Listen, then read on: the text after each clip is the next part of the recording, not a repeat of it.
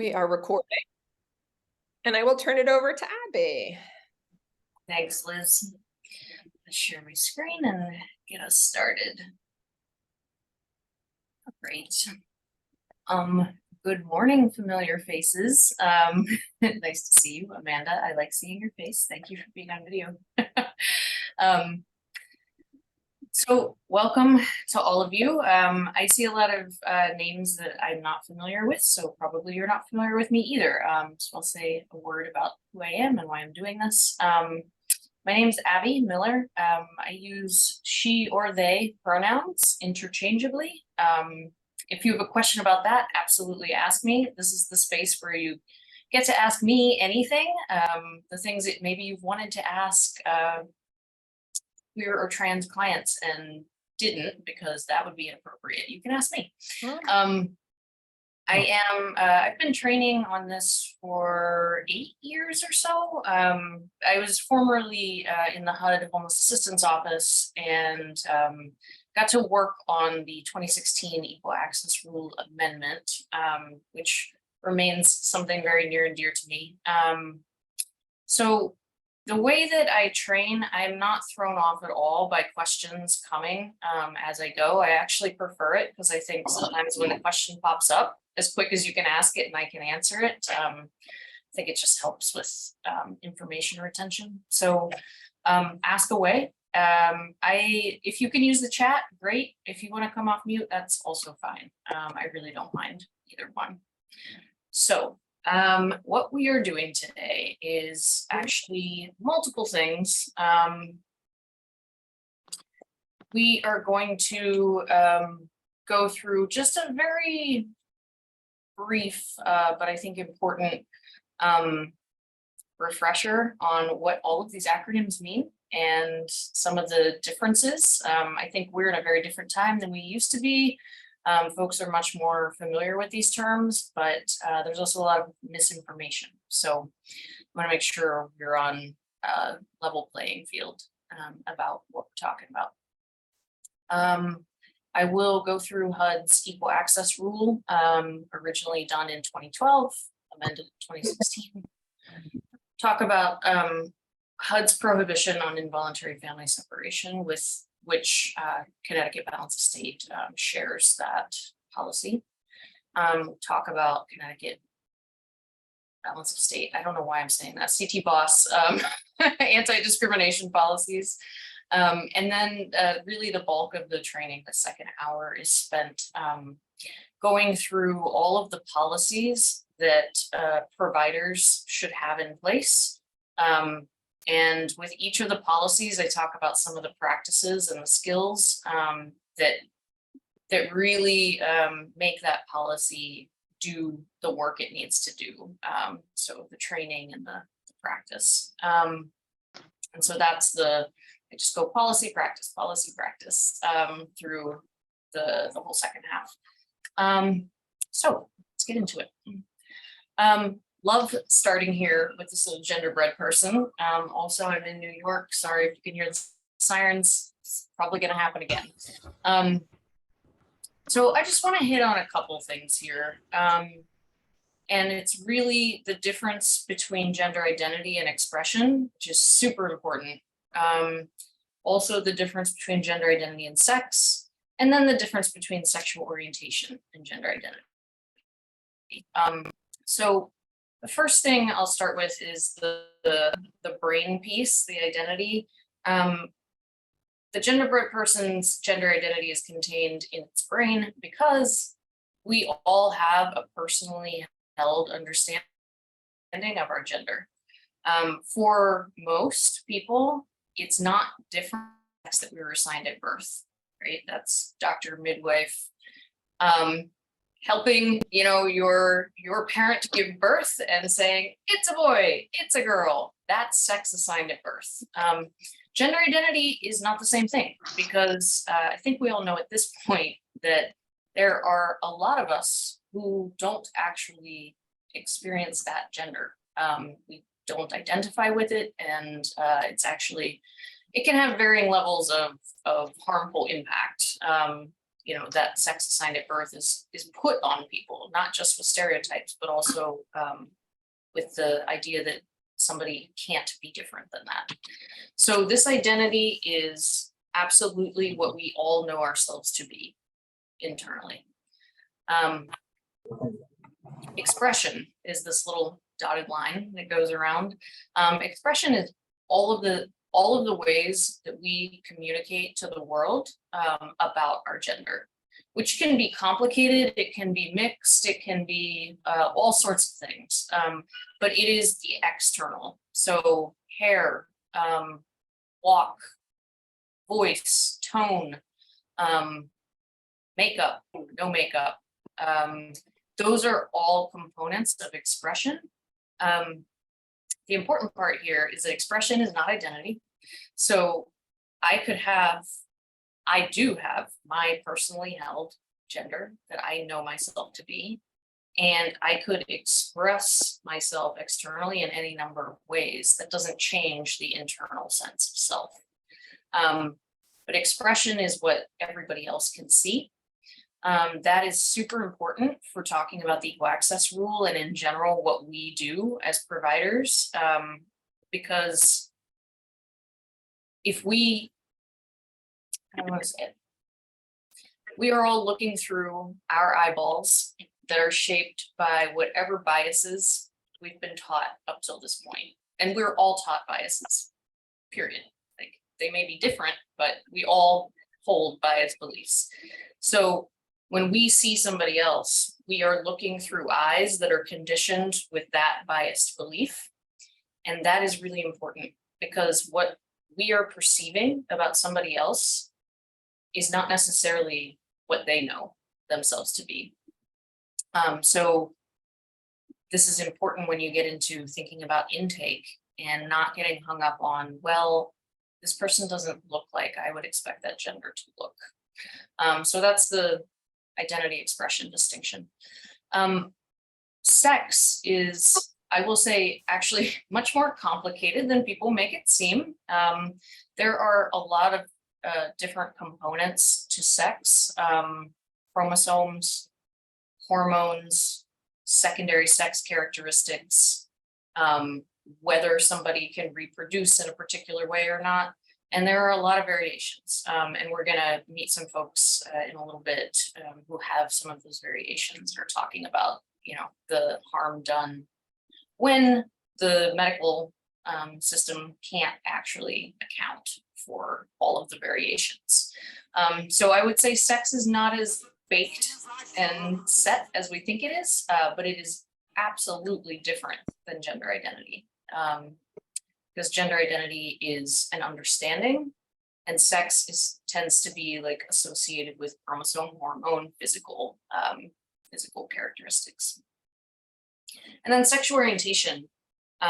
Sexual orientation, really, gender is a part of it, because one's gender is part of the equation, right? If I am a man attracted to a woman, I would be straight. If I'm a woman attracted to a woman, it would be gay.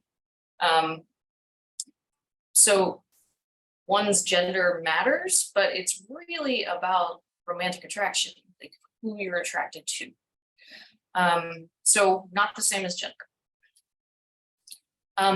Folks who identify as transgender, this is an umbrella term that actually encompasses a number of identities, but in general, it means you were assigned one sex at birth. There's somebody not muted. Okay, where was I? Aha. So everyone is assigned a sex at birth, everyone. For most of the population, you are going to identify with the same gender that matches the sex assigned at birth, right? You're assigned female, you identify as a woman. You're assigned male, you identify as a man. That's called cisgender because cis means same. So same, right? Sex gender. Transgender is you're assigned a sex at birth, female or male. Those are the only options. and you know that your gender is not that. So it doesn't necessarily mean the exact opposite, but it does mean not that. So assigned male, I don't identify as male, okay. Some people don't identify as transgender, even though they would find themselves in that category. So I will use myself here. I actually identify as gender fluid. This is not a term that I even knew about 5 years ago. But when I figured out what it was, I realized that was the best description for how I feel. Others describe themselves as non-binary, gender queer, gender expansive. There are many, many terms. But what this refers to is if we think about gender as poles, there's man, woman. But if we think about gender as a spectrum, there's actually a lot of gray area in between those poles. So there are a lot of terms that folks are using, myself included, to describe ourselves in the gray space, because we don't feel like just a woman, just a man, or either. So the terms trans and non-binary are not totally synonymous. There's some like, they kind of dip and dive among each other. The important thing here is not that you walk away being like, this is this and this is this is this. It's more that I hope what you're hearing in this is people are exploring something that they haven't been able to explore openly before. And there are a lot of ways that people are talking about themselves. It is changing, it is evolving all the time. And so openness and curiosity is the approach to it, rather than I have to get this right, and if I get it wrong, this makes me a bad person, or it's not that. It's more of an openness to let the people around you explore. And when they tell you how they identify, go with that. So that's the basic. I would like to introduce you to a couple very interesting people. So we have this big umbrella, LGBTQIA2S+, very long. Yes, it's long because it's inclusive. L, lesbian, G, gay, B, bisexual. I think folks know those terms really well. Transgender. Unfortunately, with the news these days, I think everybody understands that, hopefully understands and doesn't have misinformation. Q is more of a blanket, could be queer, questioning, but it's picking up more folks in the umbrella. I is intersex, and we're going to meet some intersex folks here talking about their experience because I think it's less understood. A also can be ally, and then 2S is two-spirit, and I think that is the other letter here or term that is less understood. So we're going to meet this lovely two-spirit doctor. So we'll talk to the intersex folks first. Intersex describes a person who doesn't fit the typical definition of male or female.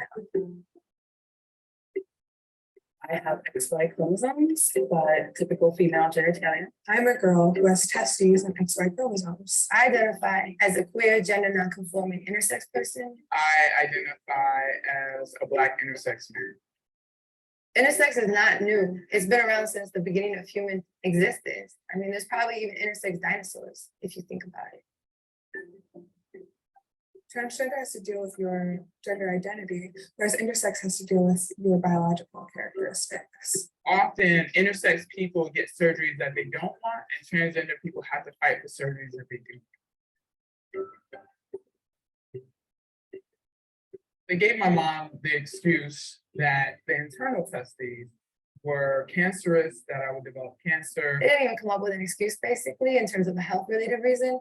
They instead just said it was about the appearance. A lot of doctors are very uncomfortable with the idea that I have testes, and they're still trying to get them removed, but I'm perfectly healthy and there's nothing wrong with them. They did a surgery to remove my testes. and told my parents to take me home and just raise me as a girl. And I didn't find out about it myself until I was 12. There aren't a lot of options, or medical providers don't explore other options.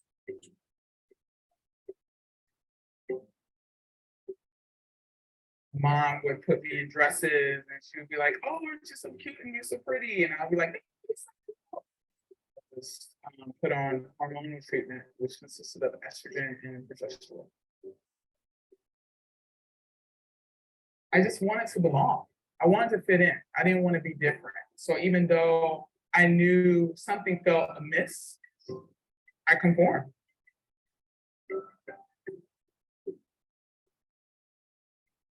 He was very condescending. He was like, "You intersex activists don't know what you're talking about." It's difficult for intersex people to find each other because from an early age, we're told not to talk about our bodies. I did feel like I was the only. My doctors always told me there was nobody else like me. And so it just perpetuates a vicious cycle of shame and stigma that we can't break out of. I would tell another intersex person that you are worthy. You are lovable. Your body is beautiful. You're beautiful. Intersex people don't need to be fixed. There's nothing wrong with them. I know you feel like you might not be able to get through this. I know you might have really dark thoughts, but I want you to know that meeting other intersex people and finding a community or a support group can be one of the most important aspects in your healing process. When we're out there, we're out here, we're here. And I just hope you can find us. I love that group so much. So now we're gonna meet this lovely two-spirit doctor. So, Two-Spirit is a contemporary English term that reflects gender and sexual diversity that exists in Turtle Island prior to European colonization. And that was disrupted with the imposition of foreign values, Christianity, religious institutions. And what happened was Two-Spirit people were suppressed and killed, and the teachings around that went underground to protect them. Whereas now it's, I would say, a very different environment for people who are growing up, but still very scary, I would say, for Two-Spirit trans youth in rural Alberta. Good to see you, Janet. So why don't we go over, how long have you now been on testosterone? For 1 month. Okay, so what have you noticed? Voice. Yeah, it's a lot deeper. I'm not anymore. I come with a better state of mind. Yeah, Calmer. I played soccer, boys soccer over the summer. My coach had to fight for me so I could play in the boys soccer because I didn't want to play with the girls. Because when I was in grade 7, I was outed by this one girl. Everybody was talking behind my back. Everybody was just mean and cruel. So I started taking her, I got her into counseling, we put her on medication to try and help her. But because she's identifying more with the male dominant side, the testosterone has made such a difference. Ever since she started seeing Dr. on Focus, finally, this kid is happy, you know. gender dysphoria is a combination of many factors that include someone feeling that their physical body and genitalia and body parts are misaligned with how they feel inside. It's something that is persistent for at least 6 months, impeding their life. It's something that somebody strongly desires the physical characteristics and attributes of the opposite gender. Those are kind of the things that I look at when thinking about starting hormone therapy. And when we look at two-spirit trans people or trans youth, they have the highest risk of suicide of any group. And that's one of the reasons why I do this work, is it helps to at least lower that and helps protect young two-spirit gender diverse people. So I was going to go over this with you guys too. Okay, I am gonna stop it there. It's a longer video. The hyperlinks are live. I would definitely recommend watching the whole thing. It's really nice. But I don't want to take more of our time here today. I do though feel compelled to speak to the last part of what Dr. McLucas was saying. That trans youth are at the highest risk of suicide. And I think what we are experiencing now as a country is more than unfortunate. I think this is a tragic moment. It is a difficult thing to grow up, period.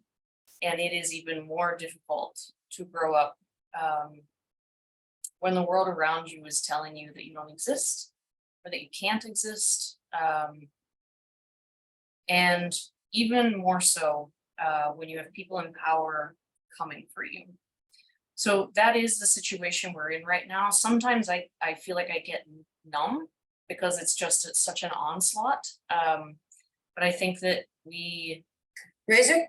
especially with what we do, this is so critical to not get numb to. So I want to just touch briefly. I know this is about the equal access rule, but I think it's really important to understand how the current political environment is impacting actual people's lives. Connecticut is much better. It's relatively safe from a legal standpoint. But if you look at the left-hand side here at the map of the US, the top is December 2022, anti-trans legislation risks. And the bottom is 6 months later in June 23, those same anti-trans legislation risks. And what this is, Erin Reed is a legislative researcher tracker. So she is following all of the anti-trans bills that are in committee or in the House, like on the House floor, on the Senate floor, and looking and gauging how likely is this to pass. And you can see just in 6 months how drastically the legal framework or the legal landscape in the US has changed. And that is having a material impact on people's lives. So the link on the right-hand side on the bottom is a post that Erin Reed did about the internal refugee crisis, estimating that anywhere from 130 to 260,000 people are already moving in the US. The upper part comes from a survey done about how likely folks are, how are you thinking about moving, all right, due to anti-LGBTQ plus legislation in your state. So in the same way that we are seeing an increase in undocumented immigrants on the Northeast coast, we are also going to see internal refugees. And I think that's really important for us to sit with and prepare for. And also, these are all linked. So if you want to follow Erin Reed, it's Erin in the Morning, and it's the best thing I've found to stay up to date on what's happening. So these realities they extend into all facets of life. LGBTQ adults are much more likely to live in poverty. They're more likely to be unemployed. They're 3 times as likely to have experienced homelessness at some point in their lives. And that homelessness is not just because of family rejection, that is also because of poverty and unemployment. It's all of these things stacked against people. And if you actually look at this intersectionally, you can see how much more people of color who are LGBTQ identifying the deck is stacked even higher. So on the, I'll just walk you through this. On the left-hand side, straight cisgender, remember cis meaning same, white folks have the lowest rates of poverty, 2020, 2021. If you look at LGBTQ white folks, you see almost double the poverty rate, controlling for race. If you then look at race sectioned in there, straight cis people of color have even higher rates of poverty than LGBTQ white folks. But the rates of poverty among LGBTQ people of color are so high. And I think that's, you know, I've been spending a lot of time with Connecticut's homeless system and looking at the disproportionalities. And what I've seen in Connecticut is Black folks are much more likely to be homeless. And we don't have great numbers on transgender folks, I think because often people don't feel safe disclosing that information. But knowing these realities, we can make a reasonable assumption that the deck is really stacked against particularly Black trans women. The National Alliance just posted this a few weeks ago. So HUD did their analysis for the AHAR, Annual Homeless Assessment Report, that they have to send to Congress every year. And they were looking at the impacts of being trans, non-binary, gender non-conforming, or gender questioning. So the red band at the bottom is the overall unsheltered rate in the homeless population. It's 40%, which is already extremely high. But then if you're layering on these other gender categories, you can see trans folks, non-binary folks, gender questioning folks are unsheltered more.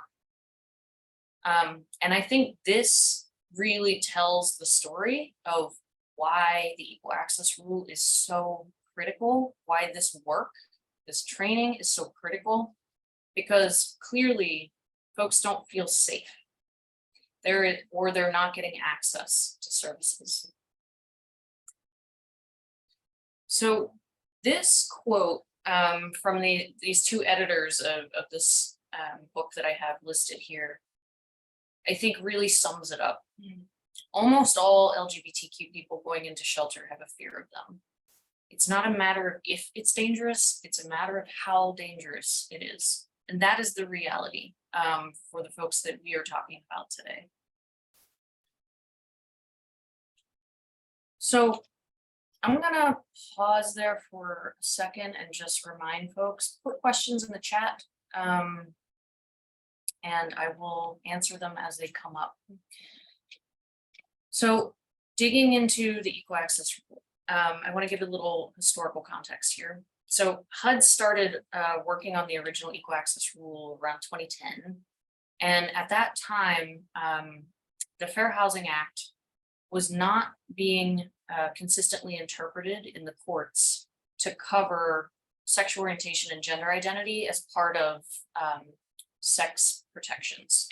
So the Fair Housing Act has prohibition against sex-based discrimination.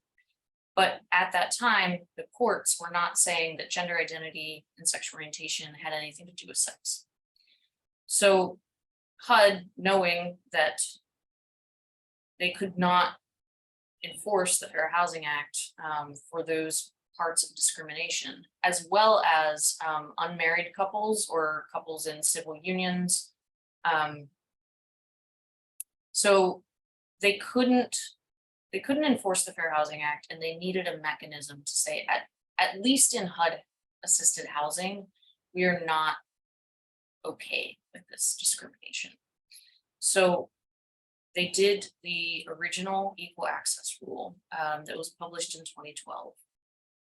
And it said very simply, equal access is provided in all HUD-assisted programs, regardless of sexual orientation, marital status, or gender identity. The thing that it did not do, sorry, it did one other thing as well. Well, multiple things, but the important parts. It also established a definition of family. And family had, prior to that point, been defined differently in every department in HUD. So this provided a centralized single definition of family, and it was very expansive. And it was expansive because families of different compositions were being not afforded the same access to family programs as other family compositions. The thing that it did not do in 2012, because they just didn't have enough evidence and research to make policy on it, was what do we do in congregate environments where there's shared sleeping or bathing, and they are therefore gender segregated spaces. So like women's shelters, men's shelters. So it didn't rule on that, but clearly the original term, regardless of gender identity, doesn't apply when gender actually matters for the placement. So I started working on the amendment in 2015, and what the 2016 rule eventually said is the following. For all environments, regardless of congregate, but for all HUD-assisted housing and CPD programs, so that's home, CDBG, ESG, COC, HOPWA, right? The whole gamut, that anybody receiving funds from those programs must place and serve individuals in accordance with their self-reported gender identity. Self-reported means the next line, that you can't ask intrusive questions. You can't ask about medical history. Have you had surgeries? I need to see your ID so I know that this is the gender that you are.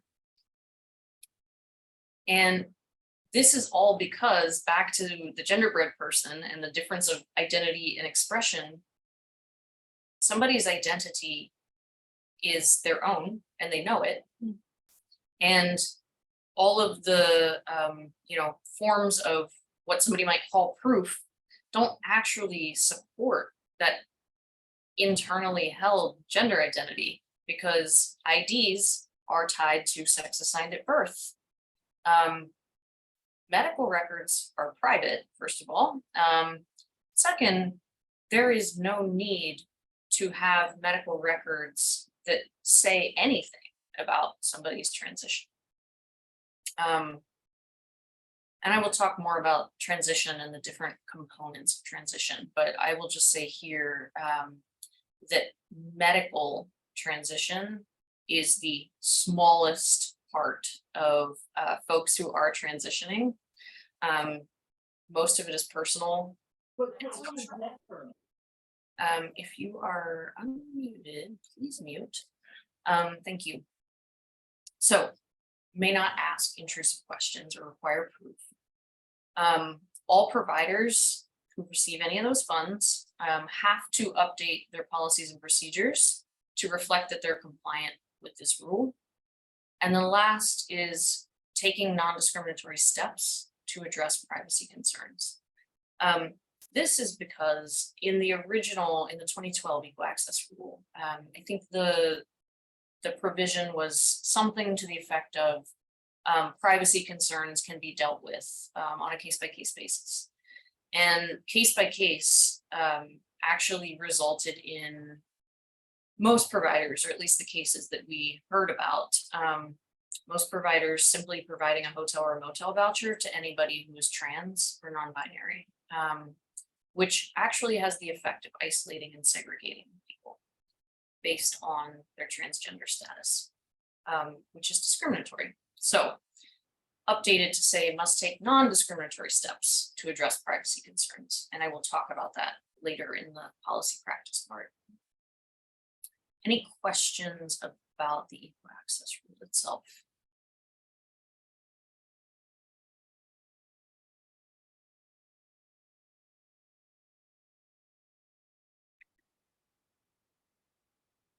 So CT Boss has a set of anti-discrimination policies specifically for LGBTQIA plus folks.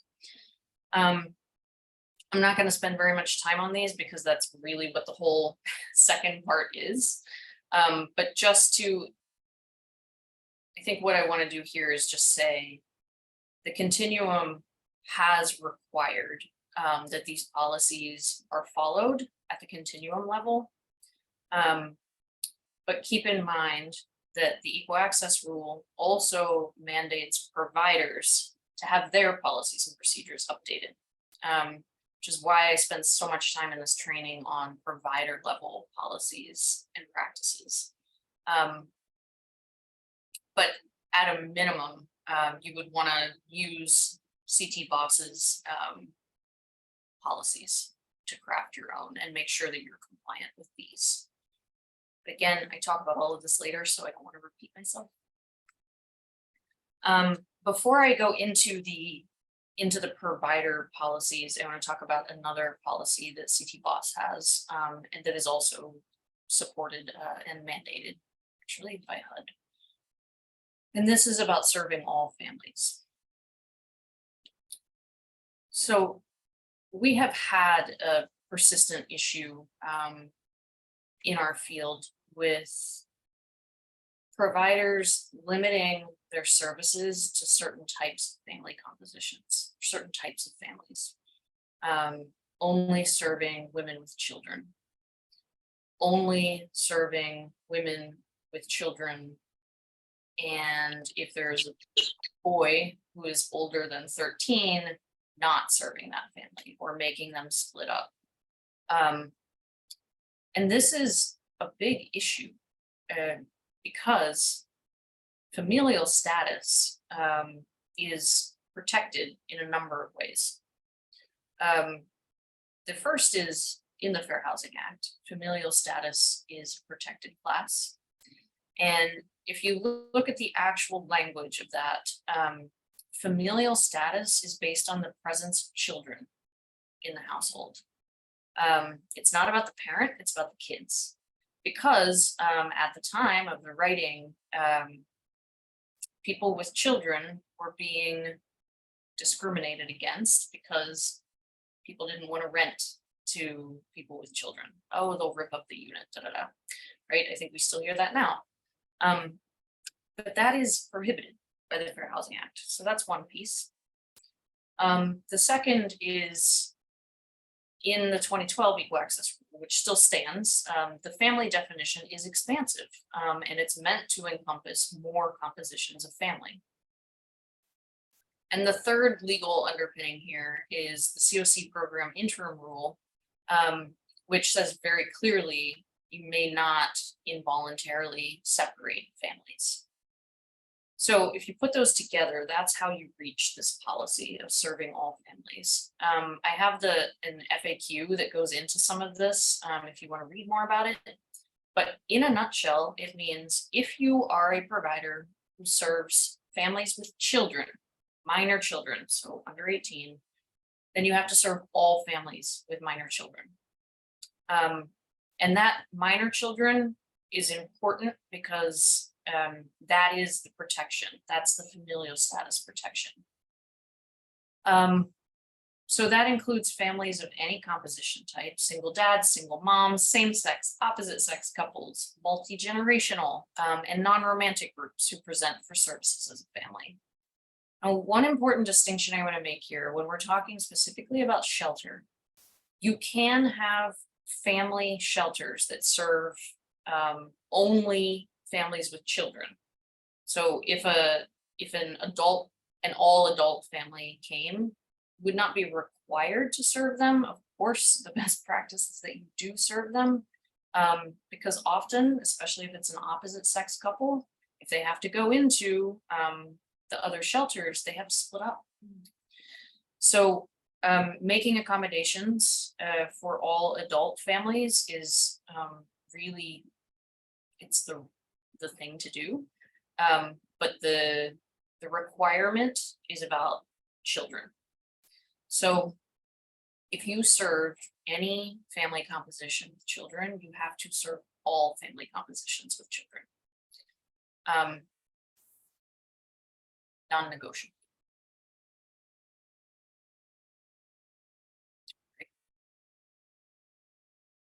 So thinking about, I'm starting to move into the policy practice part of this. At the point of the CAN assessment, when you are talking to folks, seeing do they have anywhere to go, can we divert? Are we going to have to put you on the shelter wait list, or find an open shelter bed? These are the questions that the CAN staff have to be able to answer about their region and the provider system that's in that CAN region. And the reason you need to know the answers to these things is because you will have queer and trans folks come. And they are going to be deciding whether this system is going to keep them safe or make them more unsafe than they currently are. Could be in a car, could be on the street, could be crashing on a couch. And no matter how unsafe those situations are, if they perceive that the shelter is more unsafe, they're not going in. So it's our job to have information for them so that they can make an informed choice. This isn't about steering, this is just providing information. Because we should never be steering people towards certain programs. But if you can provide information. So these questions really articulate the full spectrum of concerns or considerations that somebody's going to have when they come. The first is whether the program is competent in serving queer and trans folks. The second is whether a program offers services that are gender affirming or offers referrals to gender affirming services. Which programs have private or private-ish accommodations? Which ones have adequate staffing for safety and security? So not necessarily case management staffing, but just like physical staffing on site. Which programs are still discriminating against certain family compositions, despite the fact that they're not permitted to be doing so? We know it still happens. And then there may be other things that have come up for you, and I'd be curious if anybody has other questions that they've been asked that they could put in the chat. But these are the big ones that I have seen. And I think this is also a good moment to remember that or reinforce that just because somebody is queer or trans and they're coming to the system does not mean that they're in the same place as other queer and trans clients. So if somebody transitioned 10 years ago and are feeling very confident in themselves, they may not care if services are particularly gender affirming or if it's a really, LGBTQ competent place. They might just care about the private or private-ish accommodations, or they might only care about the safety and security. Like, is there a night staff? I need to know, right, that I can wake up and if something's going down, that there's somebody I can talk to. So not making an assumption that just because somebody has this identity, they're going to care about X, Y, and Z is important. Like, yes, there are things that across the board people care about, but the specific human sitting in front of you may only care about one of these questions. So the idea is you have the answers to all of them, and then you can help people really navigate.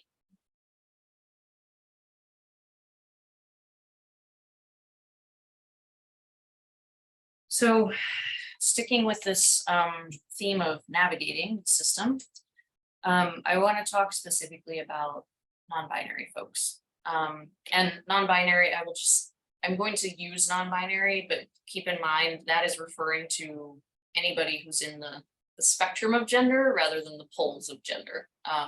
So non-binary, gender queer, gender fluid, many others. But the fact is, we have a shelter system that has been set up, at least the adult system, has been set up as men's and women's shelters. So when you have folks who don't identify fully or maybe at all as a man or a woman, we have a system that does not, like from the jump, it doesn't meet their needs. It's not built for them. It's not designed to accommodate them. So what do we do? Start out by explaining this is what our system is set up as, and this is not great. We have a binary system. I know that gender is not binary. If you can say that to somebody, you're already like clearing like 5 hurdles of trust, that somebody knows, oh, okay, you're not just erasing my existence because the system doesn't accommodate me. You're actually acknowledging the system does not accommodate well. And then you provide that information. So the questions on the last slide, staff can provide the information, the answers to those questions to help people make an informed decision.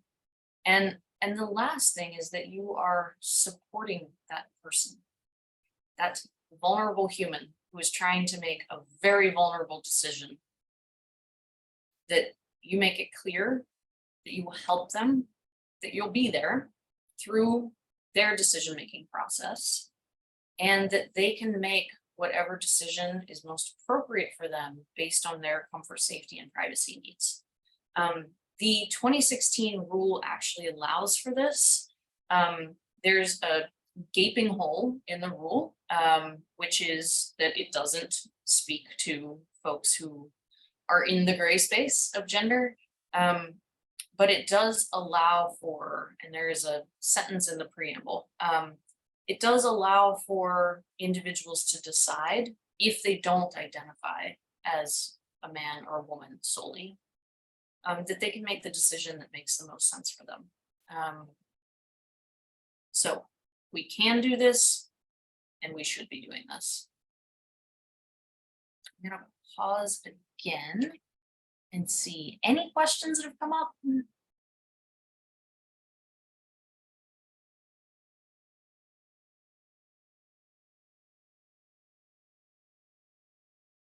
Crane, thank you. Yes, it is not new.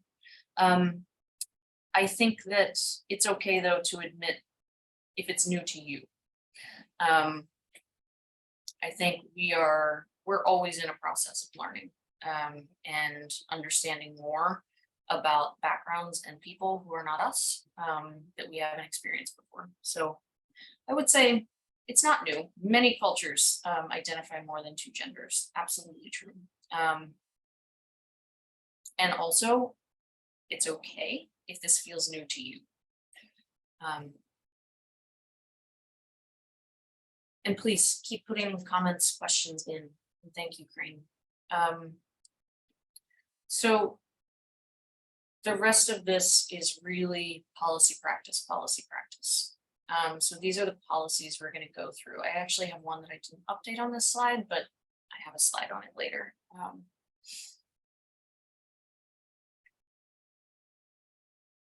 Crane just put something else in the chat. Please know that using Two-Spirit is only for Indigenous people. Correct. Two-Spirit actually is an umbrella term, just like transgender, but individual tribes have their own terms to refer to Two-Spirit, but Two-Spirit is the one that was agreed upon as an overarching term, but it is only for Indigenous folks. Thank you. So the first policy is about eligibility, and these are just going to walk through basically the life cycle of serving people who are experiencing homelessness. So if we start at the point of eligibility, the policy is that none of these things, identity, expression, sexual orientation, marital status, will be used to deny any services to anyone. You may not ask questions or seek information about somebody's anatomy, somebody's medical history, and appearance or behavior remember, gender expression does not, if it doesn't conform to gender stereotypes, that is not a reason to declare somebody ineligible. And the last piece to eligibility is if somebody is approved for services who is trans or gender nonconforming, that they're provided with the same range of services that are available to other clients.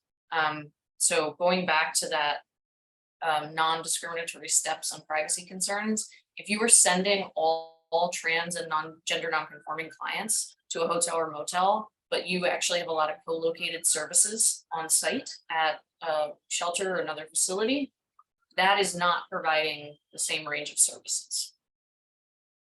Unless you can really get everything over there, but chances are not, if you're co-locating or doing a lot of the service work on site. The second policy here is about intake.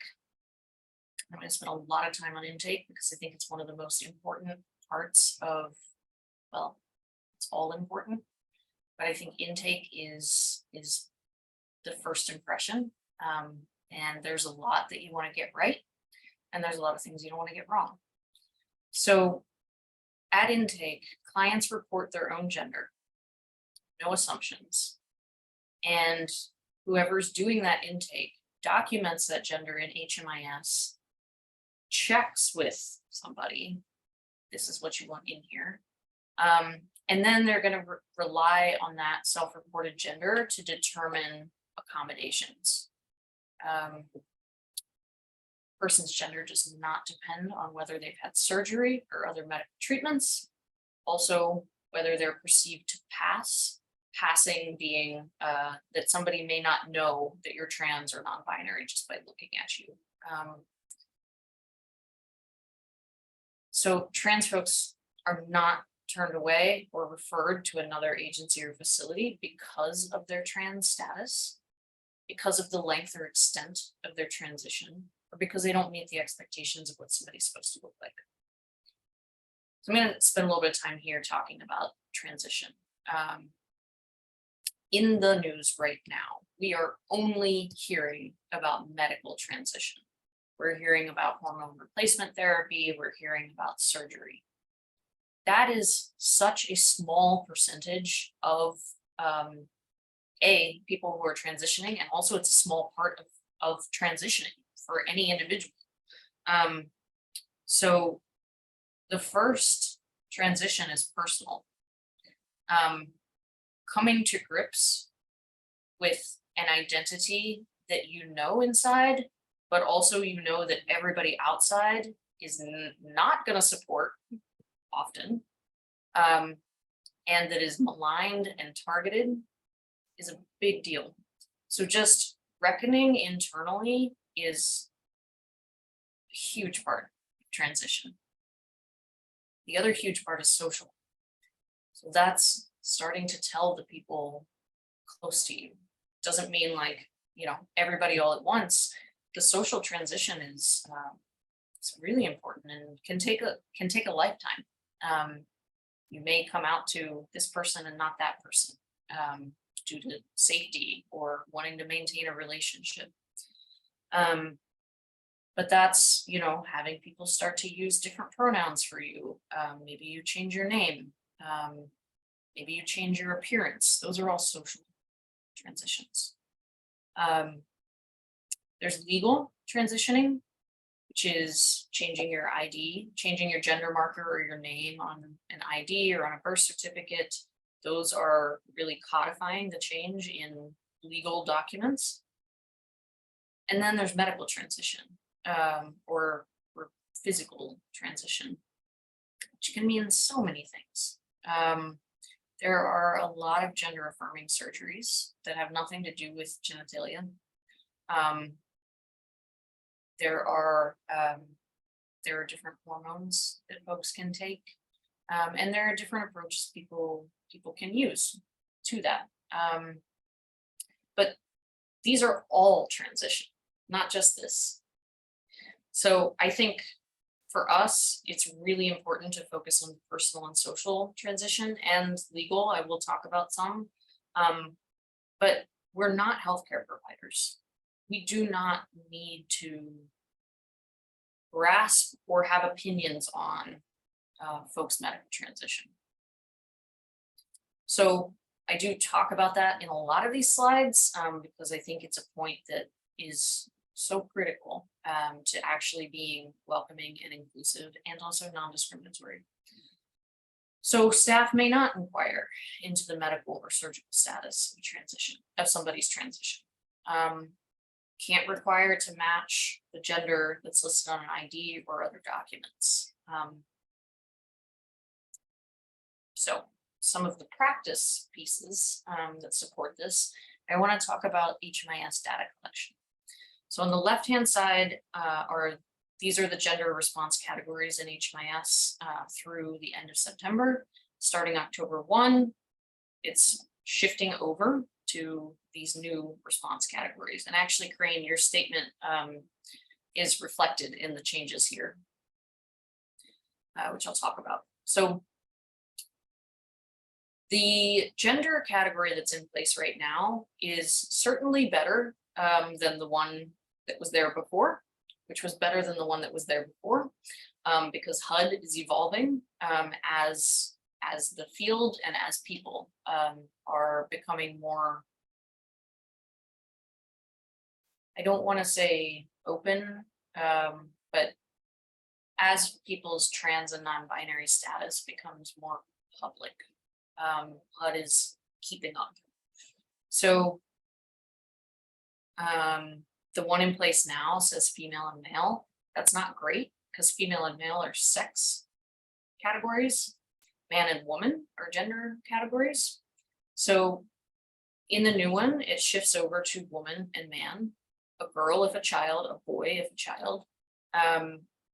That was specifically put in there because girl and boy used to refer to adults is something that happens a lot still and has historically happened from white folks saying that to Black folks to diminish them.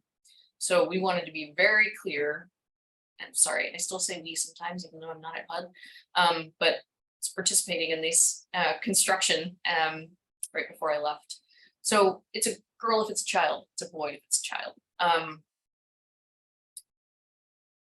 It used to be gender that is not singularly female or male, but now it's going to more categories, including culturally specific identities. So what Crane said, Two-Spirit is only for Indigenous people.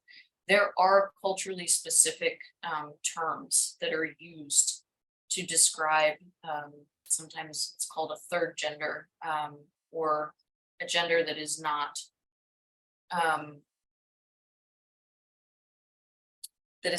woman or man only. Transgender remains, questioning remains, but non-binary was broken out on its own. And then one that I'm very interested to see what comes in is different identity, and it's a fill-in, free text box. And this is so HUD can learn how folks are referring to themselves and try to like keep up. So all of this is getting better, but also we have to be really good at how we ask these things. So going back to the policy, which is somebody gives their self-reported gender identity. You don't necessarily need to list all of these out, but you can just say, how do you identify? What gender do you identify as? And let them tell you. But then there's another step before you're done. So HMIS is all about informed consent and making sure that people understand your information will be released to X, Y, and Z people for X, Y, and Z reasons. So when you are talking to somebody who may be disclosing an identity that could cause them to be a victim of violence, targeted in some bullying attacks, whatever the violence looks like, we have a duty to describe the environment that they are working within or that they are potentially going into. And that can also include descriptions of safety. Because somebody needs to know if they select transgender, if they select culturally specific identity, they need to know exactly who has that information and why they're using it. And they will make the decision whether to include it in their official record or not. So that is client choice. That is respecting client choice. There's more things I want to say, but I'm gonna say them about this policy. So name and pronoun usage. I would say I think about name and gender and pronoun all wrapped pretty tightly together. In terms of intake. So at this point of intake, sorry, let me back up. I'm just talking about practice. Let me do the policy first. Staff shall only refer to clients using the client's given name and pronouns. That includes all verbal and written communications with the client. If you're speaking about them to somebody, if you're speaking to them, if you're writing about them, if you're, putting case notes in HMIS, in all of those instances, you're using their given name and the pronouns that they use. So now I'll talk about practice. Again, hanging out at the point of intake, because this is such a critical moment for people. So when you're asking about name, always begin with asking what name a client goes by. This lets you kind of work into the legal name question, which is important. So you start with that. What name do you go by? Then ask, is that name different from their legal name? Don't just jump right into legal name. Is it different? When you ask that question and you get the response, you will know if there is trauma with that legal name. And the trauma doesn't need to just be because somebody's trans. It sometimes can be a name from a past that they've left behind them for other reasons. It can be a name that is associated with prison time, and they don't want to be a part of that anymore. Like, there are a lot of reasons why somebody may have trauma associated with their legal name. If you observe any discomfort or a change in somebody's demeanor, change in tone, even if you're talking to them on the phone, just proceed with the assumption that there's trauma associated with that name. And what it means to proceed with that assumption is to get pretty soft in that moment. Soft, like human focused. And I want to give you an example. Let's say a trans man named Ben is coming to the system, and you ask what name, and Ben uses he, him. What name do you go by? Ben. Is that different from your legal name?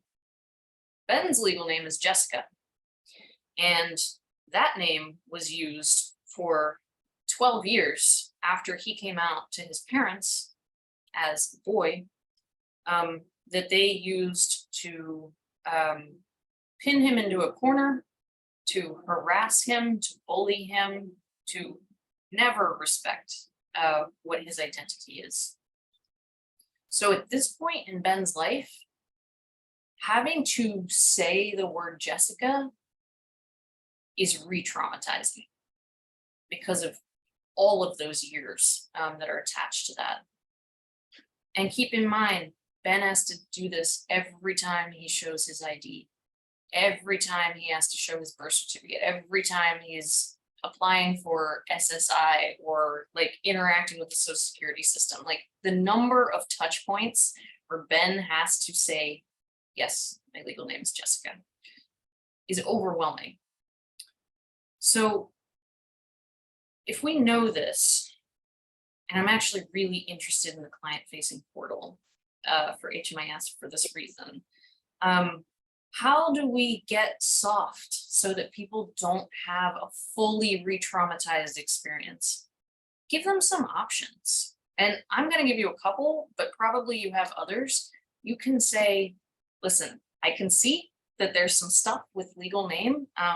If you want to just write this down, or if you want to say this ever so softly to me, I am going to put this in HMIS because it needs to be in your record. And then we will use your given name from this point on. Like, we don't ever have to do that again. Just going through that process with somebody is like, it lets them take a giant sigh of relief inside. Like, okay, this person understands that this is really traumatic for me. The other opportunity that you have here, and in Connecticut, you actually do have this opportunity still, even in the crazy times we're living in, that if you have the capacity within your organization or within you as a staff person to support somebody to get their gender marker and their name changed on their vital records, that is a life-saving service. That is a life-changing service. So if you can offer that, that is incredible. We also, it's not in HMIS, I don't think, looking at Liz, not totally sure, but what pronouns do you use? And making sure that there's somewhere that you can put that is important so that people can then use that when they see it in the system. Yeah, Amanda, I see you saying no. No? I'm looking at Amanda, yeah. So Be a nickname field too, but I don't see it anymore. I just went in to look. yes. If you do not have given name available, or if it's like small and way under the legal name, that's also a change to ask for in the HMIS. Because if that's the first, if people see the legal name before the given name, they're still going to be making that mistake when they speak to that person, which is just going to perpetuate the problem. But focusing on this idea of updating vital records, this is a big deal.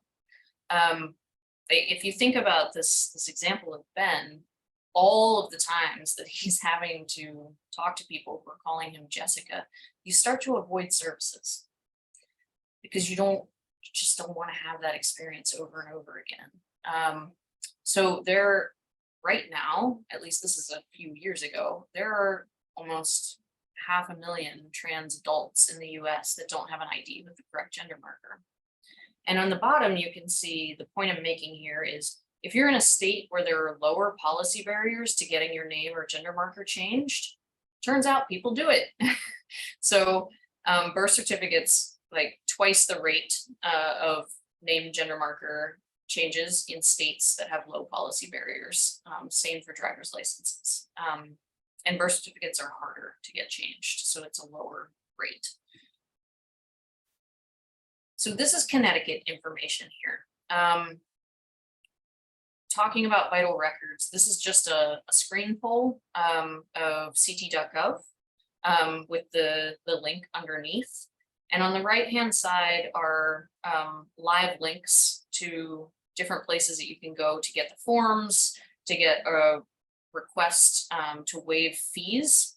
It's $250 to get it changed, but our clients, we can help them request a waiver of that fee. And then these are PDF forms. And the last bullet here is, because we do have such a shifting legal and political landscape right now, Landa Legal is offering a help desk where they will help you figure out like what's happening in your state. Connecticut's not really in that situation. I mean, it's been pretty legally sound this whole time.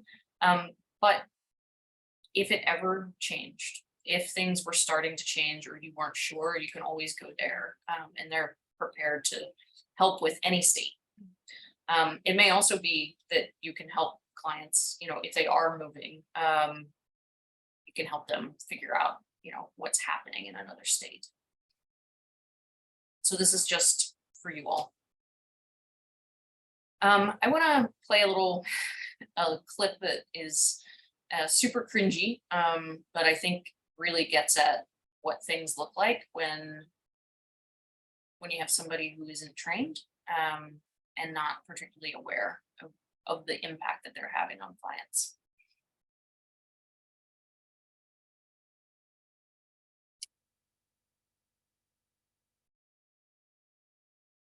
Josephine Ramirez. Josephine Ramirez. Can I help you? Yeah, you called Josephine Ramirez. Yes. That's me. I go by Joe, so I prefer to be called Joe. Really? Excuse me, I'm sorry, there must be some mistake. You signed in as Joe, but I have Josephine written down in my book. I'm sure we can fix this problem. Why don't you give me your ID and your health insurance card? Yeah, I have all the forms. Oh, you downloaded them from our website? Yeah. Okay. Is this your legal? Okay, we will be using your legal name in the medical records. Okay, just so you know. And I'll talk to the office administrator and see if we can't fix this. Why don't you just go ahead and have a seat? You can keep the other forms. I don't need those, but the nurse can go over those with you. Okay? Whew. I feel so bad for Joe. So this person behind the reception desk, no malicious intent. This person is doing their job. And they're doing the job that they've been trained to do. And that training has not included, hey, you may serve people whose name and gender are different than the medical record that you're looking at. And that wreaks havoc on Joe. You can see the discomfort, oh, I just want to leave here. I just want to leave here. If we are not training our staff, volunteers, and contractors, this is going to happen. It will happen from somebody. Because the queer and trans community is not minuscule, but it's not huge. And there are still a lot of folks who don't have friends, don't have family, who are queer or trans, have not had the exposure. It's okay that that's the situation, but it's not okay to have folks interacting with people who've had significant trauma who aren't trained to manage the situation in a way that isn't escalating somebody's trauma. So this person behind the desk maybe shouldn't shout whole first names across the room. Maybe you use last name and a first initial, or maybe you just like walk over and more quietly, like use last name. If you haven't asked for somebody's pronouns yet, then you don't know their pronouns, and you also don't know their title. So leading with Miss or Mr. Assumes something that may not be true. And the other thing is that this person working the reception desk makes Joe feel like Joe is the problem. Like, oh, there must be a mistake. I need to check on this. Like, oh, that's just making Joe feel like they're the problem. The other thing that the person behind the reception desk sort of does, but I experience it a lot, if somebody misgenders someone, probably we've all done it. There's a moment when you're apologizing, when the apology is to the other person, and then there's a moment when the apology is more about you. And I think we all need to learn to cut off our apology at the point that it's about the other person and not indulge in the part that is about us. I will give you an example. A couple of weeks ago, I was getting a cab. Cab driver comes out, comes around. I was turned away, and the driver said, "Oh, sir, let me get that for you." And I turn around. "Oh, ma'am, I'm so sorry. You just, you have the short hair, and I thought you were a man, but no, you're obviously a woman." Just going on and on, and he's nervous. And look at me, assuming that he's he. He's nervous. He felt bad and just wanted to like fix the situation. But the only fix that is needed is, "Oh, sorry." That's it. And then you keep it moving. Everything else is really just about trying to assuage this horrible feeling that you feel inside, but that's for you to deal with when you get home. The last thing I'll say here is practicing with colleagues is really helpful. Like what I often do is I will create some composite characters. Like, this is Janie from wherever. They use they, them pronouns, like they're coming from, right, go with it. So you can take on Janie's role and play that. It may seem silly, but I think role playing is super helpful, especially if you're not used to asking for pronouns, if you're not used to dropping titles like Miss, Mr. The only way to get better at it is practice. And it's better to practice with your colleagues than practice with clients. Okay. The next policy area is confidentiality and privacy. All clients have the right to privacy. That's the first statement. Staff must not share a client's trans status, non-binary status, intersex status, or medical history without a client's direct permission. You can add other statuses in there if you want. This is a sample policy. And I think the document's posted on CT Boss. When you get it, it's a Word document, so you can change it as much as you want. But this confidentiality and privacy applies to both private and professional settings. If necessary, you may share a client's, I used preferred name there. I need to change that. Given name and gender pronouns to ensure that staff and clients respectfully address the client. Okay, so we're saying here, clients have the right to privacy. Staff must not share status, but may share name and pronouns. Okay, so how do you actually do that? You have to talk with the person in front of you. This is back to informed consent. So when you're in this moment of saying like, this is who will see your HMIS record. I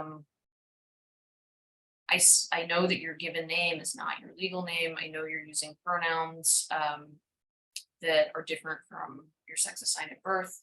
So if you give me permission, if you give me consent, I will communicate to staff your given name and the pronouns you use. Here's why. I want to make sure that staff are respecting you by using your given name and pronouns. I also understand that that's your choice. And then you give them the choice, and they will make the choice that makes sense to them. When you're having that conversation in any informed consent, you're always affirming that the responses are not going to affect what services somebody has access to, what services they're provided. If you're able to affirm that your agency is committed to providing a safe and respectful space, then affirm it. If your agency is not committed, do not affirm that the agency is committed. Affirm that you are committed to providing a safe and respectful space.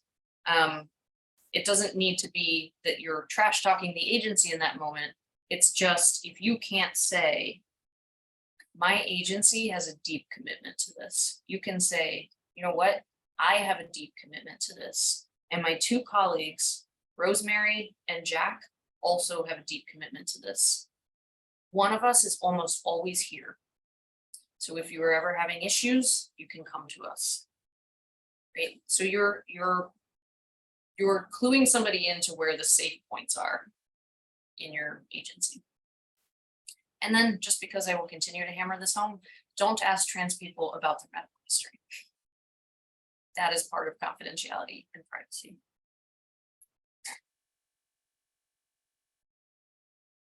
Okay, the next policy is physical accommodations. Policy is very simple. Gender appropriate bathroom and bedroom facilities and changing areas are made available to trans and gender non-conforming clients in accordance with their gender identity. Okay, that is quite straightforward. If you only have sex segregated bathrooms in a facility and somebody is non-binary, then you're letting them select the most appropriate accommodations for themselves, for comfort, safety, privacy reasons. And that's about that for physical accommodations. In practice, creating a safe space is pretty complicated. Well, it's not complicated, but it's higher stakes than this policy makes it sound, right? This is very simple. But when you're actually thinking about creating a safe space, you have to think about all of the elements of safety. There's physical, it's like the actual layout of a place. There's also a social space. There's the way that people treat each other. There's the vibe of the place. And in all instances, clients are evaluating their perceived safety. Actual safety isn't really something you can know, but you're perceiving how safe you are. So this sense of safety is incredibly important. People are asking these questions when they show up. Can I be myself here? Do I have to hide everything? Do I have to say no? Don't tell anybody my given name and pronouns. Just call me Jessica, she, her, and keep it moving, because I don't think I'll be safe here. Is this a place where I'm going to experience violence? Or do people actually understand what I need? I think that gets to the competency piece, queer and trans competency. And the penultimate question for everybody, am I safe enough here so that I'm not on the street tonight? I mean, we know the dangers of sleeping outside. We know the violence rates, but if the shelter or the facility is also violent, then it's not safe enough to stay off the streets. So if you have worked to craft a social and a physical space that actually people perceive themselves to be safe in, then you get to hang signs. Then you get to say, hey, we are actually a welcoming and inclusive space. I had somebody ask a couple years ago when I was doing this training, like, what do I need to do to earn the right to hang signage that says this is a diverse, inclusive, accepting, welcoming, safe space for everyone? And I think that's precisely the question for us to ask ourselves. Abby, we have a question. When completing release of information, so when completing an ROI, what are legal ramifications of using a chosen name instead of a legal name? So you would still put the legal name on the ROI, and you still put the legal name in HMIS. Like, that is a requirement. So until you're able to change or help somebody get their name and gender marker changed, well, gender marker doesn't matter, but name, until you get that legal name changed, you still have to use it. But you can update your release of information and your informed consent process to make sure that there's space to add given name. But legal name is still required. And I'll talk about it later with medication. Like there are places where legal name has to be there. So I think what we're doing is trying to minimize the harm associated with that legal name. Thank you, Liz. I hadn't seen that. And thank you, Kathleen, for asking that. So the other component of safe space is reasonable accommodations. And this is back to that non-discriminatory steps to address privacy concerns. So I think we understand reasonable accommodations. I mean, this is a concept that we work with. This is for privacy needs. So the long and the short of this is, as an agency, can you accommodate the request reasonably? And reasonably means you don't do it just for one group of clients and not for another group. That's discriminatory. Or just if you can only accommodate one person, but probably can't do it anymore. Like, I don't know if it's reasonable. But you're figuring out like, what is the maximum extent that I can meet this request and still run a program. The important part is the way that you do it, the target of the accommodation, and the accommodations that you have in your toolbox. So the target. Oftentimes, the issue that will come up is you have trans and cis client sharing a room or a space, and cisgender client has ideas about what trans means. They're negative ideas, and that person comes to a staff person and says, I am not sleeping with this person. The thing to do there is to address the person in front of you and not move the trans client who's being complained about. Because that just tells that person and everyone else in that facility that if I complain, if I make noise about this person, then I won't have to deal with them anymore. So if somebody doesn't want to sleep in that room for a privacy reason, you can try to reasonably accommodate them. But the reasonable accommodation cannot be moving the trans client that they're complaining about. This is also a chance to do some education. I firmly believe that meanness and violence and harassment and bullying are never coming from an untraumatized place. So we deal with people from all walks of life and backgrounds and beliefs. And there are reasons why people may feel that they have the right to harass somebody else or to bully them or to try to have them removed from their space. And I think we do the work. We do the work with those clients. And I'm going to talk about another way to deal with some of that in just a second. But first, I want to go through the reasonable accommodations you may have in your toolbox. Doors that can be latched or locked. That can be bathroom stalls, that can be shower stalls. Having a separate single use, meaning one person can go in, lock the door, nobody else is in there. You can just use curtains. That's you can always do that. That is a cheap option. It at least gets you some physical or visual privacy. It may not reduce the concerns about safety though.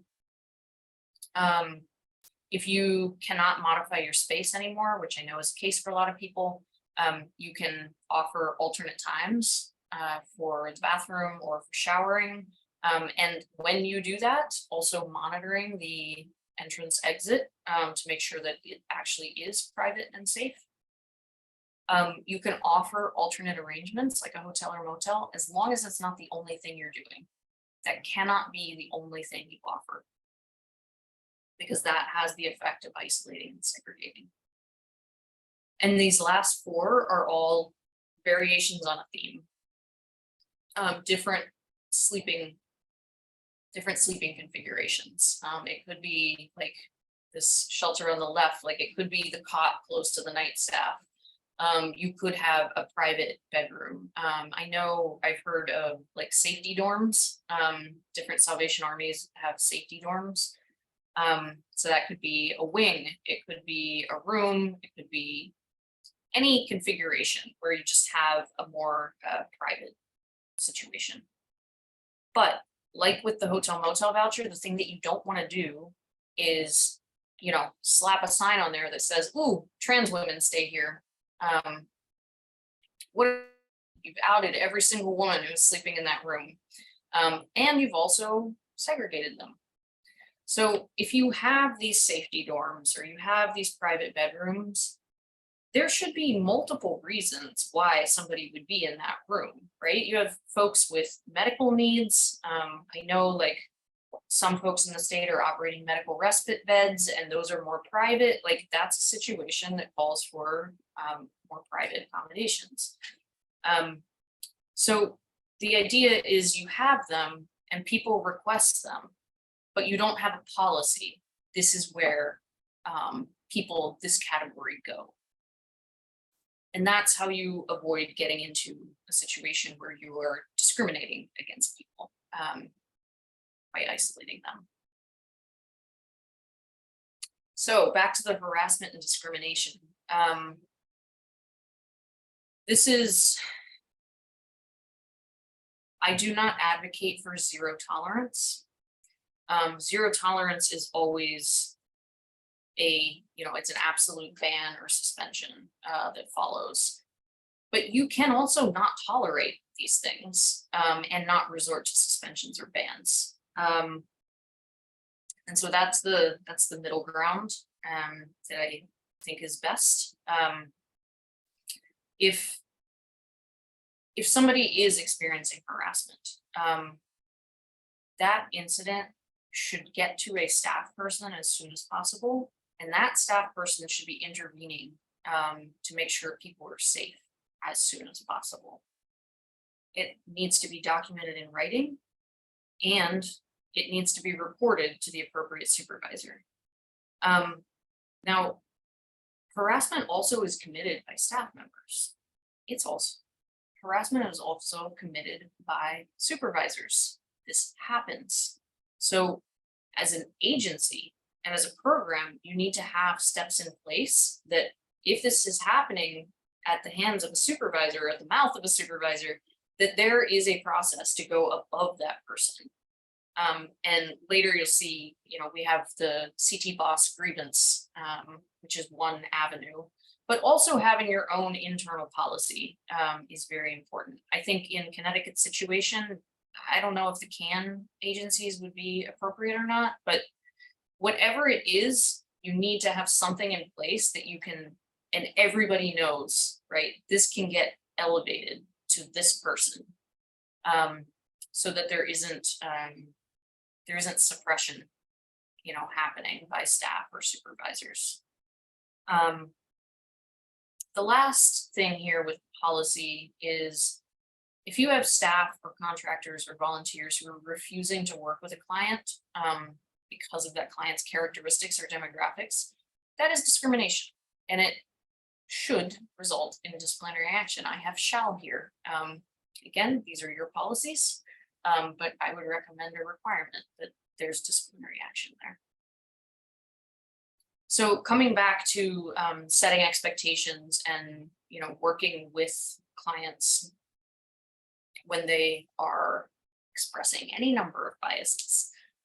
I recommend having a participant agreement when people come in, because it is a document that you can point back to and say, hey, we said that we would respect you, and you said that you would respect everybody else in here. You are not. We have an issue. I think it's a great expectation setting step. People know what they're getting into, and whether they feel like they can acquiesce to it or not. Having a regular program of education, I know like we're not a resource rich field. So I don't expect that folks are like, designing huge programs, but having little elements in the things that you do that are promoting respect, not just for LGBTQ folks, but also respect for Black folks, respect for Indigenous folks, respect for Latino folks who are being served in the programs, but not necessarily represented by the staff or the leadership composition of our agencies. Always taking threats of violence seriously, but also not underplaying the role of bullying and microaggressions in making somebody really quite miserable in an environment. Both of those are important. Using conflict as that chance to really talk to somebody, do some education, like see where they're coming from. And also not waiting until the moment of conflict to address these issues. And that's where I think participant agreement comes in. There are ways to build it into your agency's norms and book of business.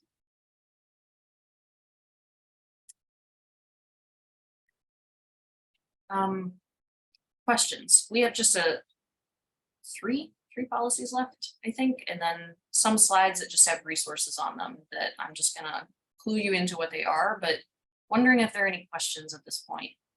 Anything else that's come up?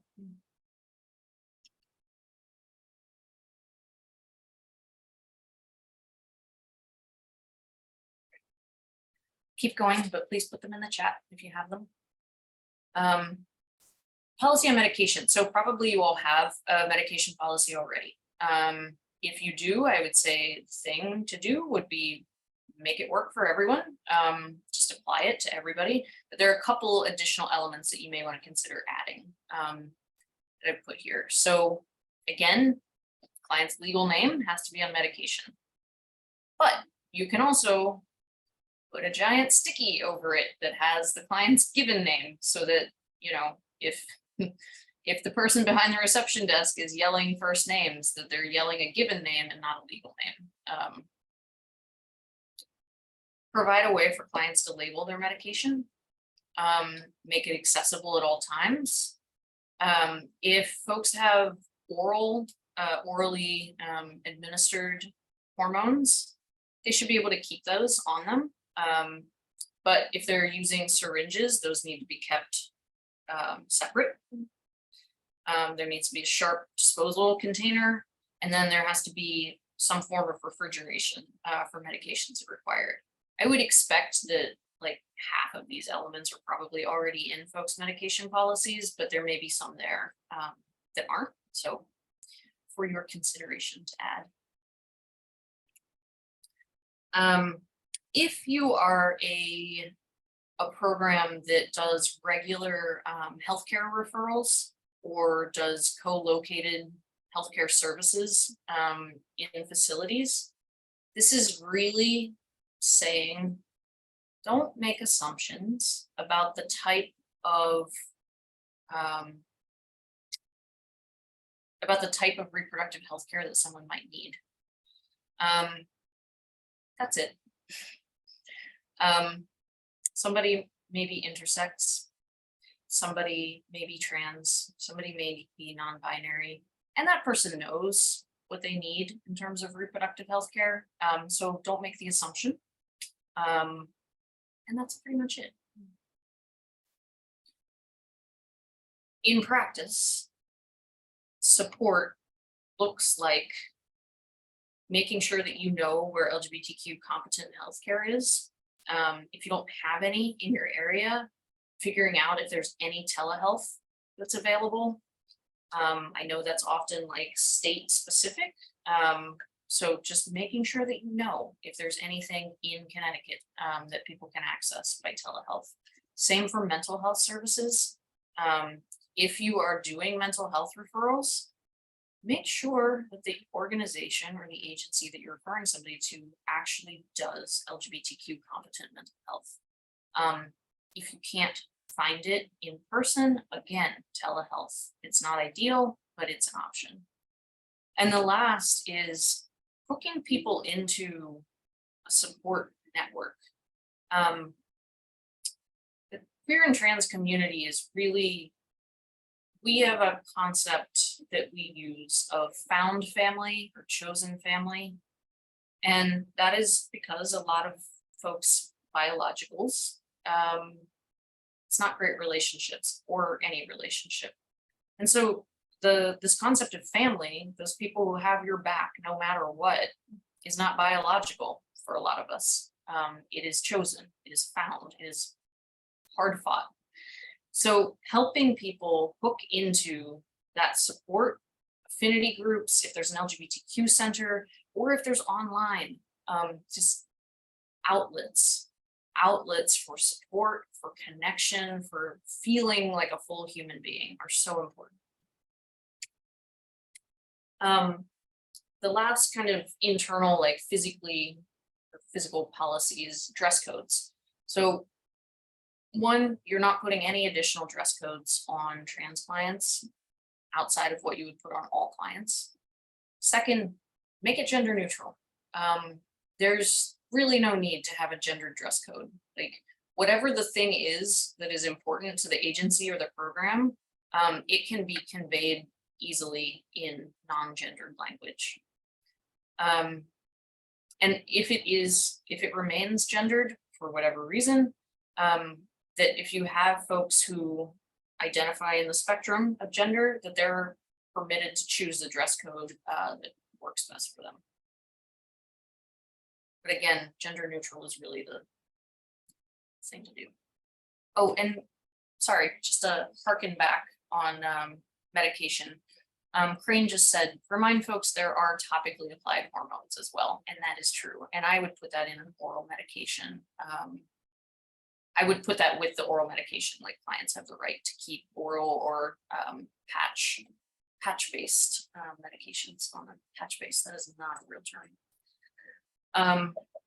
Okay. The last piece is about referring and placing folks in permanent housing. So these are some considerations, and I have to thank Lauren Peretti for passing these on to me. I'm not sure which training she took, but she got some of this information from another training that I think is great. So as you're thinking about referring specifically trans and non-binary folks, consider a higher rent standard up to reasonable rent so that somebody can be in a safer neighborhood. And that could be like safety could mean a number of things, including access to services, close gender affirming services. Also putting unreimbursed medical expenses as a deduction when you're doing the rent calculations. This is a common issue that folks are spending out of pocket money for all the reasons you would expect. Health insurance companies make it difficult to get things covered. So somebody may be paying and that's not showing up anywhere, like in your checklist of deductions. So including that, you may consider extending case management enrollment to the maximum allowable period after a subsidy if somebody cannot find care elsewhere that is affirming. Building a list of landlords or property partners who are affirming, who welcome queer and trans clients is great. And then always asking clients about safety concerns, post placement. Do you feel safe in your home? Do you feel safe in your neighborhood? Do you feel safe where you're going to get your healthcare and mental health care and all of the things that you need? What can we do to help you feel safer? Thank you, Lauren. So after all that, I am not going to ask you to put this anywhere in the chat or say anything out loud, but I would ask you to reflect on this for a moment. there are stair steps of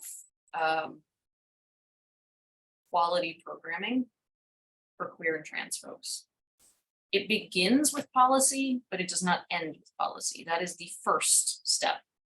So if you're sitting there saying, oh, we really need to revisit our policies, great. That is step one. If you feel like your policies are in line, but your employee handbook, your your staff onboarding really doesn't have a lot of these elements in it, then that's maybe where you need to focus. Maybe it's all down on paper, but you really just need to do a lot more training or role playing so that people feel comfortable. It might be that you want to focus on your physical spaces, and it could be maybe staff are totally up to speed, comfortable, very welcoming, very inclusive, but you've never thought about your volunteers or contractors. So it could be any of these, it could be all of these, but I would just ask you to take a minute to think about where do I need to intervene in my programs. And this link at the bottom is a pretty recently posted resource from HUD. I actually started working on this like 5 years ago, which tells you the life cycle of these things. But it's a really nice guide to improving shelter safety across 4 different elements. So I think there's a physical, there's an operations, and 2 others that are slipping my mind right now. But as you're thinking about improvements, this is a great resource. There are multiple folks who brought their lived expertise to bear on this document. There are DV and human trafficking advocates who weighed in on this. And also a lot of queer and trans advocates who weighed in on this. So I think it's very full service resource for you. And Crane has a suggestion here that says, please let's not use placement for PSH referrals. We refer people and they can choose from available options. CAN meetings are often called solutions meetings. Yes, that is true. Thank you. Okay. So the rest of these slides, like I said, these are resources for you. If you want to read more about terminology, there's the basics, there's key terms, dead naming. So the time I spent on legal name, in our community, we call it dead naming. If you want to read about what that is, if you want to read more about non-binary, those are there for you. Then there's a set of trainings and practical materials that you can access. And the last one is Erin Reed, who I referenced at the beginning of the presentation. This is her Substack. If you are so inclined to follow the ins and outs of anti-trans bills around the country. How you maximize support for your clients. I've just pulled some links from Connecticut-based places. So CT.gov has an LGBT services. This is CT Community Care LGBT services, resources. Connecticut's Fair Housing Materials. And then a couple other links on Connecticut's state laws on name changes. The first one I think is the same link that I had earlier, but then there's also GLAAD has this Connecticut birth certificate toolkit. So it just pulls all the forms that you have to go through and kind of like walks you step by step. It's super handy. Filing complaints. Obviously, filing a complaint is like the least effective way to keep something from happening because it already happened, but it's also a really effective way to keep it from happening again, and also to give somebody the chance to have redress because of what happened. So you can file complaints at the federal level. I recommend going to the Fair Housing online complaint. There is a mechanism to do it through the Equal Access Rule, but it's the Fair Housing Office at HUD has taken responsibility for enforcement for the whole thing. So the complaints can go there. If you're filing at the state level, the links are there, and then you can also go to the CT Boss Grievance Committee. So multiple layers available. And that is it. We have 8 minutes remaining in our time. If there are other questions, comments, folks want to come off mute and say anything. Yeah, Crane. Hey, Abby, thanks for a great presentation. Thanks, Liz, too.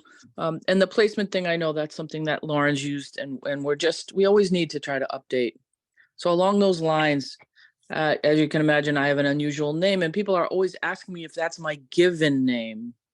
So I'm wondering, given name in our context today has been, what a person has chosen. I'm wondering if we call it your current name, that might takes it out of chosen or given, because people are saying, is that what your parents gave you? So I have a concern about that. Just to be a little more precise, perhaps. Also, a person can legally use a name that is not their legal name if they are not using it for any nefarious purposes. So people often have, a business name. So there's an option, I think, if on the release of information, I'm very concerned because, we serve a Jennifer whose legal name is Joe, and it creates so many problems, and folks who, over the years who aren't staying contemporary with trauma-informed care and inclusivity and equal access are insisting that Jennifer is Jennifer, although that Jennifer's really Joe, even though they're Jennifer. Doesn't matter which direction that happens. So one thing I'm wondering is, can a person just put their first initial on HMIS? Can we manage that? If somebody's providing their social and a first initial, then we don't have the problem of the misnaming with the dead name. Until we have a time when we can really make that workable in HMIS. I think it's a very helpful protection for folks. So in the Josephine Joe situation, J. Melendez, there may be many Martinez's or Melendez's or Smiths or multiple names. So that's just something to think about. I also really appreciate your recommendation that people practice with one another and not always seek community members for being the experts. It's tiresome. Thanks again. Thank you, Crane. And I am going to talk to the HUD HMIS folks about legal versus using another name that is still okay. That hasn't been my understanding, but I now want to actually poke more at that and see. So yeah, it's a lot easier for bureaucracies to demand one thing, but it's not required in other cases. Well, I'm happy to push on the bureaucracy. There's also a suggestion in the chat to use the phrase, what name do you go by? That's what I tend to say, like, what name do you use or what name do you go by? Just kind of gets out of like assigning any kind of quality label. Right. Like what are your pronouns, or what pronouns do you use? And reminding people preferred is way gone. Yes. You Thanks. mean like that preferred that I found in my slide deck as we were doing this? Oh no. Well, know. we're all human, got to keep improving. Gotta keep improving. Liz, I'm gonna send you an updated PDF. Great.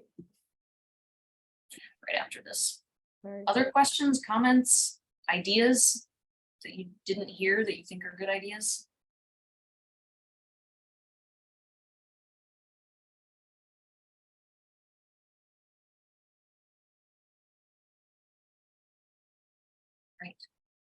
Great. I think you know where to find me. If anybody has follow-up questions, but I'm gonna stick my email in here just in case. And then maybe we will all for once actually be able to use the bathroom before our next meeting. Thank you so much. It's been really. Thank you, everyone. Nice And to spend again, time I'll with you. send out the slides are posted, but I'll post the recording and send out the slides and recording. So please share with your colleagues Abby's fantastic work. And thank you so much for giving us your time for this really important topic. Thank you, Liz and Abby. Yeah. Take good care.